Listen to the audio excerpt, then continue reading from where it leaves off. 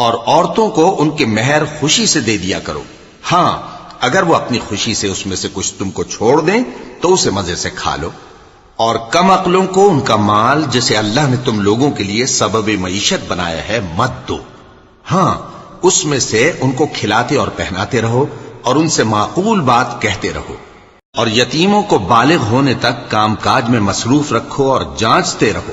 پھر بالغ ہونے پر اگر ان میں عقل کی پختگی دیکھو تو ان کا مال ان کے حوالے کر دو، اور اس خوف سے کہ وہ بڑے ہو جائیں گے، یعنی بڑے ہو کر تم سے اپنا مال واپس لے لیں گے، اس کو فضول خرچی اور جلدی میں نہ اڑا دینا۔ اور جو شخص آسودہ حال ہو اس کو ایسے مال سے قطعی طور پر پرہیز رکھنا چاہیے، اور جو ضرورت مند ہو وہ مناسب طور پر یعنی بقدر خدمت کچھ لے لے، اور جب ان کا مال ان کے حوالے کرنے لگو تو گواہ کر لیا کرو، اور حقیقت میں تو اللہ ہی گواہ اور حساب لینے والا کافی ہے۔